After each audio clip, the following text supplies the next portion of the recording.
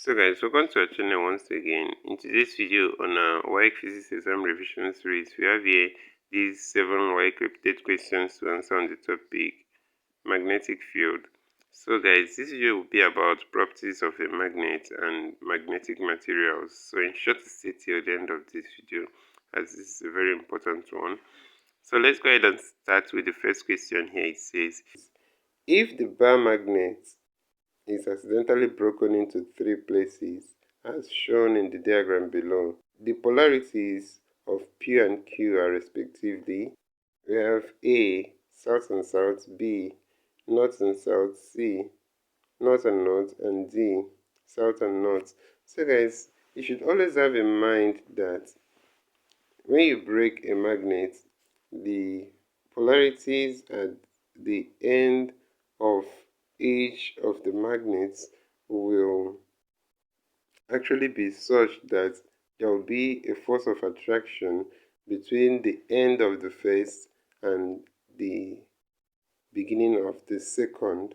So guys, looking at these magnets, since this first magnet has north at the initial pole and then south at the end, so the next one is going to start with the north, which is P is north, and then Q is going to end with the south.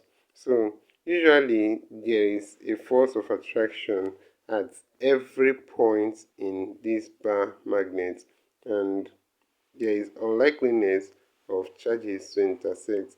So as such, option B here is the answer to this question. So you have north and south for P and Q. So that's it for this question, guys. So let's go ahead and consider the next question. So that's question number 2 here. It says, a 12 ohm resistor dissipates 8 kilojoule of heat in 20 seconds. Calculate the current through the resistor. So guys, let's employ the formula E is equal to I square RT. So since we are looking for the current, or since we are to calculate for the current will now become I squared is equal to E over RT. So if we square root both sides, we're going to have that the square root of I squared, which is I. So in this case, I is equal to the square root of E over RT. So E here is 8 kilojoules, which is 8,000 joules, and then R is 12 ohms, and then T is 20 seconds. So if we go ahead and substitute all these with the numbers here, we're going to have that I is square root of 8,000 over 12 times 20 is 240. So that's 8,000 over 240 in the square root here. So in that case, I is equal to 5.8 amperes. So that's it for this question. Let's go ahead and consider the next question, guys. So the next question we have here is question number 3. It says, in order to prevent bar magnets from losing their strength, they are stored with keepers such that the 2 bars are placed with A, unlike poles facing each other, and the keepers placed between them. B, like poles facing each other and the keepers placed between them.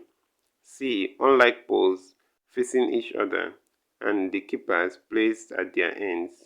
D, like poles facing each other and the keepers placed at their ends. So guys, the answer to this question is option C, unlike poles facing each other and the keepers placed at their ends. So that's it for this question. Let's go ahead and consider the next question, guys. So that's question number 4 here. It says, which of the following statements about a ferromagnet material is correct? It A, has a low relative permeability. B, repels other magnetic materials. C, attracts non-magnetic materials. D, has a high susceptibility. So guys, the answer to this question is option D here. It has a high susceptibility. And that's it for this question. Let's go ahead and consider the next question, guys. So that's question number 5 here. It says, which of the following statements is not correct about steel and soft iron? We have A, soft iron is more readily magnetized than steel. B, steel is more readily magnetized than soft iron. C, permanent magnets are usually made of steel. And D, soft iron more readily loses its magnetism than steel. So guys, the answer to this question here is option B here, which says steel is more readily magnetized than soft iron. Actually, soft iron gets more readily magnetized than steel, but actually also loses its magnetism than steel. So option B here is the answer to this question, and that's it for this question. So let's go ahead and consider the next question, guys. So guys, the next question here, question number 6 says, a bar magnet is broken into two pieces. Which of the following diagrams correctly illustrates the polarities of the pieces? So we have the diagrams here. So guys, you should always have in mind that when a magnet is broken, there is always force of attraction between them. So at every point in the bar magnet, there is always a force of attraction, and you know that the force of attraction in a magnet exists when there are unlike charges. So this means that at every point in the magnet, you will have two unlike charges, and the likeliness of charges here do not intersect.